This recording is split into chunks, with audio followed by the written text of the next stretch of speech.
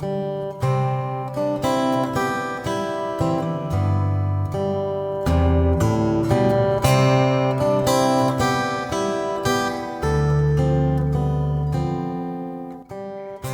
everyone, and welcome to Writers Drinking Coffee. This is a podcast based on writers sitting around drinking coffee and or occasional cocktails and talking about anything and everything.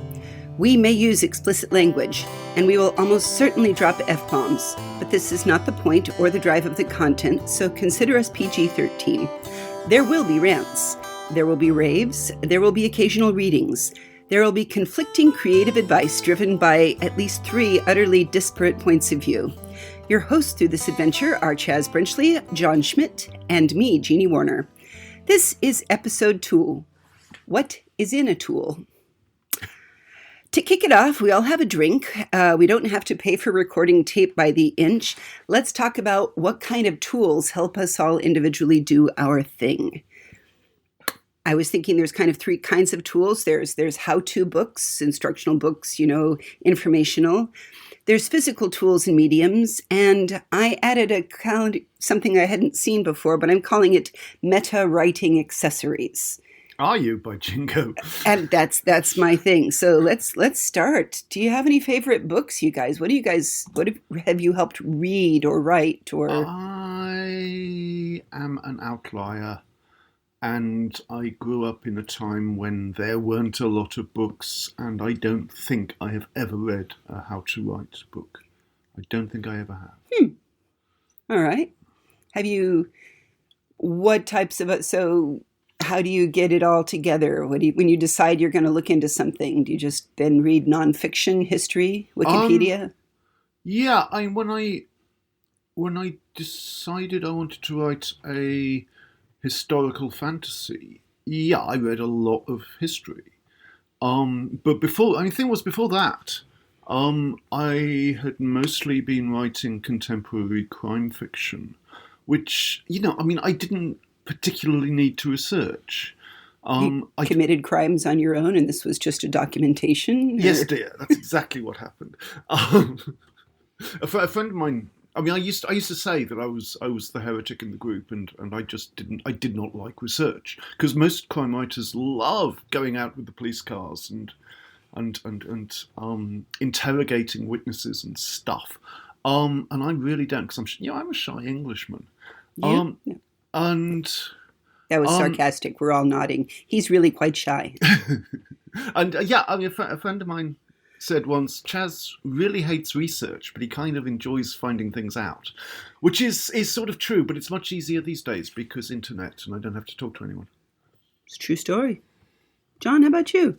Well, it's a pity you don't have to talk to anyone, because you are a wonderful person to talk to. I have to go back to the meta and say, wow, the tools split into physical and organizational. And for me, it boils down to writing, and especially the sorts of writing I do, is more of a mental construct and practice, since I write a lot of impromptu poetry.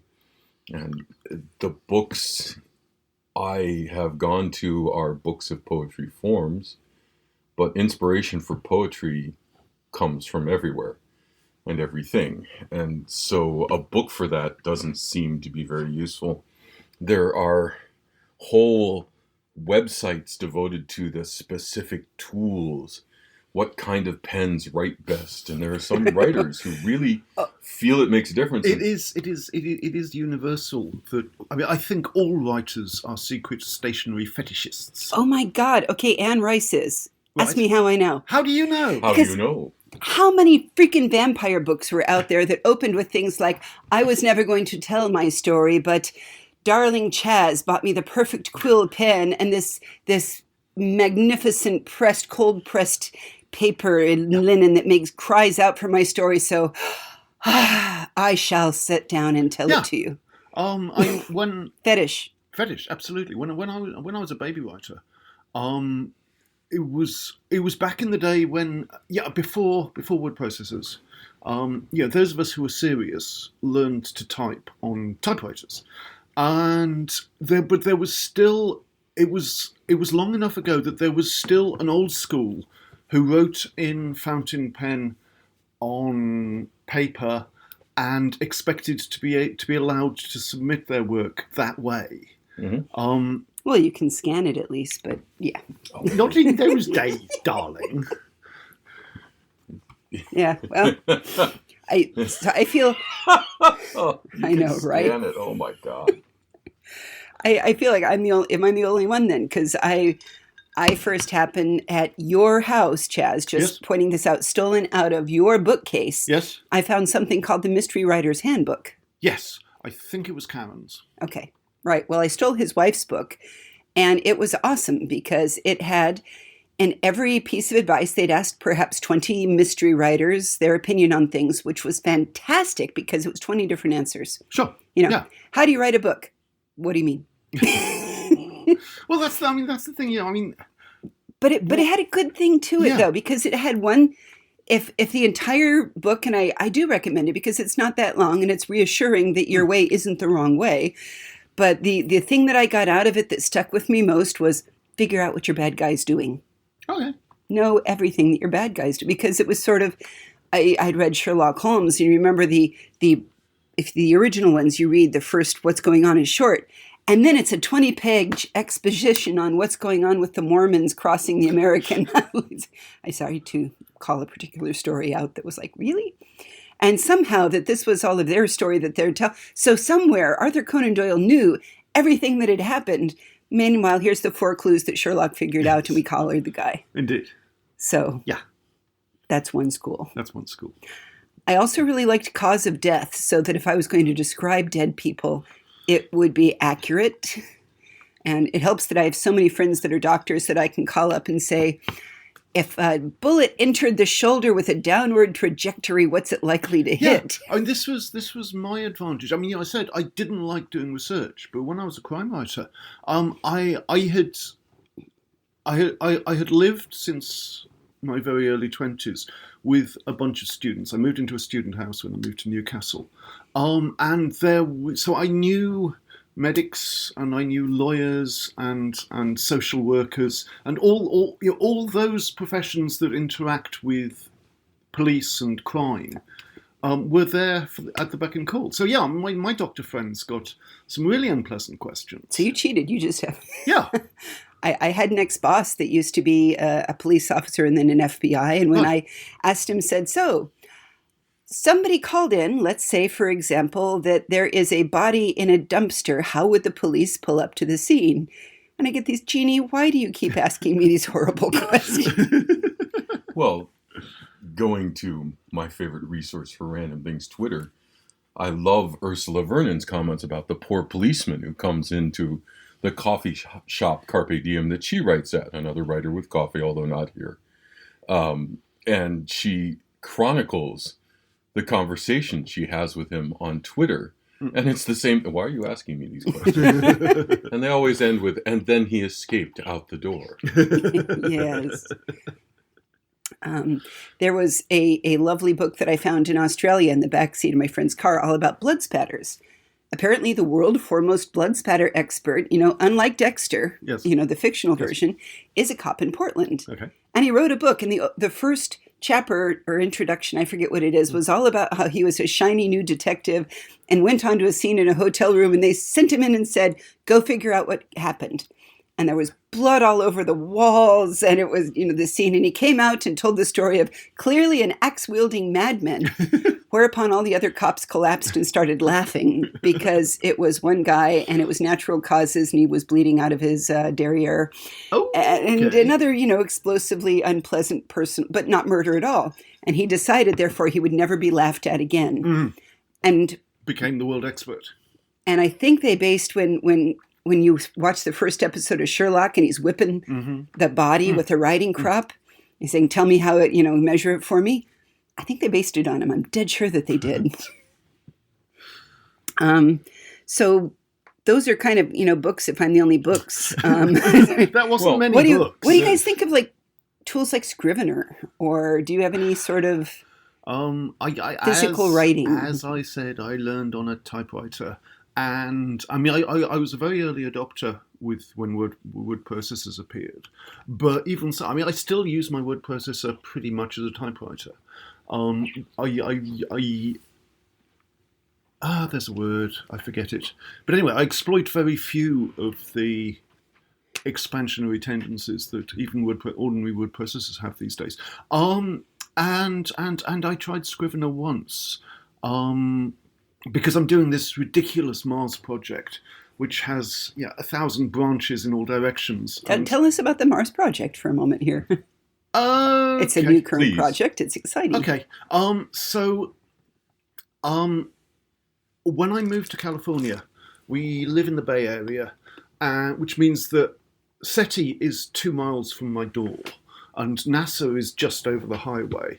And I was going to a lot of seminars and stuff. I watched the transit of Venus at NASA, and that was terribly exciting. And so I was thinking about particularly planetary science, and how nice it would be to write a series that employed current planetary science while wouldn't it be fun? Because the other thing was steampunk was big, and there was this whole conversation going on within steampunk about how it didn't really have to be about the British Empire. That you could write outside that easy milieu. I watched the original Wild Wild West, where he traveled around on a train. Not the Will Smith, but the Robert Conrad. And I was, I was very much, that is very true. But now that I am a Brit living in exile, I find more and more that my writing is becoming more and more English, basically. And I am a child of empire. My mother was born in Rangoon and grew up in Kuala Lumpur and Singapore. So I started thinking, okay, old Mars, atmosphere, canals, aliens, the works. But wouldn't it be fun if Mars were a province of the British Empire? Because then you have to explore how the Brits get there and why, and what it means, and what empire means when the people you are potentially oppressing are aliens and have no notion of being oppressed, and in fact are the people who are shipping you out there and may have their own purposes for doing so, and so on and so forth. And it all became terribly complicated, and I'm writing about it in 3 different directions at least at the moment. And you have an award-winning stories from this giant I do have widely shameless plug. applauded. Tell us about it. No, really, it's a great story. I love the story. Okay, so one of the rubrics for the series is if Mars were a province of the British Empire, then so-and-so would so have gone there, where so-and-so can be almost anybody, but they have tended so far to be those men of the Edwardian era who would seek an elsewhere to be. Like, for example, T.E. Lawrence, when he was reinventing himself after the war, would absolutely have gone to Mars if he could. Well, Yes. Oscar Wilde, after jail, rather than dying in Paris, he would have gone to Mars under a pseudonym. Well, he made it to San Jose, and Mars can't be any worse. Right. Yeah. Certainly hotter right now. Boy, it's hot.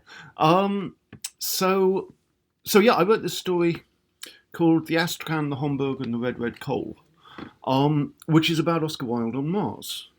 And it was widely appreciated and appeared in various best of anthologies, best of the year. Because it's a wonderful story, I got to just say that. It really is. Without revealing. Yeah. You call it a story, but it has so many strings attached, depths, expositions. Just the fact that you're able to project a historical personality that far out and both illuminate the edge of empire and I think a truth about that sort of person. And that's not even getting into any of the really deep elements in the story that are accessible. So, but that's a long discussion that is not about tools. It's not about tools. It's not for here, really. Yeah. You've distracted me. It's not for now. Sorry. I'm not sorry. Sid and John, I've seen you jot down poetry on a napkin, a card. You were the one who introduced me to Moleskines, actually, years ago. You gave me my first Moleskine. I like fetishism. Fetishism. Well, of course, fetishism, because there are so many tools, but I, like Chaz, learned how to type initially. I got to type on a Selectric, but after that I moved backwards to a manual typewriter, which teaches you to slow down and think it through, because otherwise you jam the keys. It makes for very interesting writing, but most of what I write is poetry now. And it is interesting to me when you talk about tools. One of the things I used to do for money was proofread and style comment, give people notes about the style of their writing, and that there's editing, which is separate than that. An editor has more control than just someone lining out and saying, is this the sentence you want to say? An editor will actually suggest. But I can't trust the computer tools that are now so strongly suggesting that, because I believe they to be innately biased by the programmers, and I don't trust the programmers. But yes, Moleskines, my own books, I receive and give away and make and am fascinated by. I have made paper. I have bound my own books. I have bought Moleskines. I today just refused buying 2 little notebooks to give to my mother. It's my birthday today. Happy birthday to me. I was saving that, man. Yeah, so I took my mother out to lunch because, of course, for my birthday, she did really all the hard work. It's That's true. Probably true. It's fair. It's more Mother's Day. Mothers should have as many Mother's Days as they have kids, if you ask me. Or more, given that she had 4 boys. But I almost gave her a notebook, except for she said no more notebooks and nothing I have to dust. Aw. Well, there's wisdom there in that. In any case, so when we talk about tools, if I got to gush about tools, I would talk about the bone page folder I got that I only ever use when I'm playing with folding paper, and the nice fountain pens, which I don't carry with me, and so I'm not using all the time. You would make a great vampire. Yeah, I'm more on the werewolf side. Thank you very much. Fair, Vampire wants one perfect thing, but a werewolf's like, pens! We've got pens! Oh my god, notebooks! Let's have all the notebooks! Yes! That raw enthusiasm. And then if they get blood splattered, that's okay. There's more notebooks. Eat them all up. Going back to tools, though, I do want to point out that reading the writers who talk about writing is incredibly illuminating. For instance, Kate Elliott wrote an amazing essay on the male gaze that was equivalent to being slapped by a large salmon. And how it was called Omniscient Breasts. Omniscient Breasts. Just Best the title of it, ever. But that essay will clue you in to what the male gaze is and give a male, some idea of what the female gaze is, and that just opened up. Oh my God, I think somebody tell Kate or Alice that I think she may have ushered in a new phase of awareness, because if ever there was something to be woke about, that's it. Because she talked about how people were talking about how she was advancing the homosexual agenda because she had a female character describing how she looked at a guy. Now, if anybody wondered, like we girls do check you out. Like, no. Tuxedos are like lingerie to us. I'm sorry, it's just the way it is. Please dress up. Or if there was a high holy day when I was trying to have pure thoughts, please do not dress up because, but yeah, that whole idea is pivotal into a different point of view. It's not reading about you. It's reading not only as a character, not about you. And she used Robert Heinlein's Friday. Okay. Which was a female point of view. Yes. But very much not. Yes. Yes. So, and there's been, I think we can do a whole different episode on the topic of writing from the gender you're not. Sure. And how hard it is. Sure. I think we could do a whole podcast series on that. Yeah. Yes, but we're here about tools. Tools, yeah. I mean, Jeannie, you asked if any of us had ever used Scrivener. Yeah. And yeah, I mean, before we got sidelined, I tried it for the Creator School project, and the Linux iteration crashed on me twice, and I just thought, okay, this is not stable enough to work. To close a loop on a question there, the Creator School project is part of your expanding Mars. Yes, it is. Yeah. But it's English girls' boarding school stories on Mars. Excellent. And they're wonderful. I'm actually a member of his Patreon just to read them as they come through. Oh, yeah. And the recipes. So we have to pimp this on the page, and we'll get there. But another fact, going back to the origins of Chaz, is that he is a massive Linux geek. Fits right in the valley. It has shirts with all the commands on them. And so, of course, he's running it in Linux. I have run Scrivener on my computer, but only when sitting by Raymond Miller, who is a wonderful author. You can find him on Amazon. And more to the point, he is a Scrivener whisperer. Is he? Oh, he did. He showed me how to put it in and put it all together. And then, because he's also stinking talented, he very quickly made me 2 quick covers to go over. So my 2 short stories that I published, and like, boom, boom, ziggity boom. Wait, what was it? Tickety boo, tickety boo. They were up. It was, and it was amazing. And I looked at him and was like, "What black magic errantry is this?" And he showed me. He was like, and it makes sense. And it's still not how I think, though. Yeah, no, that's absolutely the point. I mean, Scrivener is all about planning and scheduling and things that I don't do. I mean, because the Creator School project, I mean, I need an entire school full of girls. That's 200 girls' names, and the staff, and yada yada doodle doodle. And gotta keep it's a lot of data. So it seemed likely that a program that was designed to build a story that way would help. It didn't help me at all. As I said, it crashed. And I have fallen back on my old habits. I have one document, which is the school roll. And when I create a new child, I try to remember to put them in the roll. And there are very vague notes about some of them, but it's a hopelessly impractical way to write a long, complicated series, and yet it's the way I do things. And what works for you is what works. What doesn't work for you, you should be able to shed without shame. Yeah. Some people, Raymond is an expert at Scrivener and whispers it for you. Oh, it's amazing. A long time ago, I used the brain, and it was very helpful, except for me, I go down the endless research holes. And so having anything that will say research is problematic for me. Oh, the great spiral darkness of Wikipedia. How I love thee. Oh, beyond Wikipedia. Yeah, I used to be a proud... I was at Britannica. Yeah, certainly. I had my own Britannica. And an Oxford. But I was a proud user of the Lit and Phil in Newcastle, which is the Literary and Philosophical Society of Newcastle upon Tyne, which is actually a private library.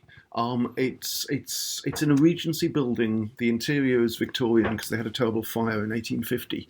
But it is the most beautiful place of my heart. Do they all sit around drinking gin and tonics? I mean, because you just described the most British thing I've ever heard about. Yes. I mean, actually, there is a hatch where you can purchase teas and coffees and biscuits, and you bring in your own lunch. It's the kind of library that doesn't worry about crumbs. And it has a silence room down in the basement, which is where I used to hang out. But I joined, because when I first moved to Newcastle, I was warned. They said, Chaz, beware the Lit and Phil. It's not so much a library, it's more a way of life. And so I avoided it for years until I needed it, because I needed to research the history of Elizabethan printing. And of course they had books about Elizabethan printing methods. And it took me 2 weeks of learning to write one short story, which is all I got out of that knowledge. But it's fun. It's fun. It is fun. All you got out of that knowledge, I am sure that has informed everything you've done since then. Up to a point. Well, then let's talk about, I said meta writing accessories, and I'm calling this one this can be writing groups, which actually, which now you've said you don't participate in, but you do.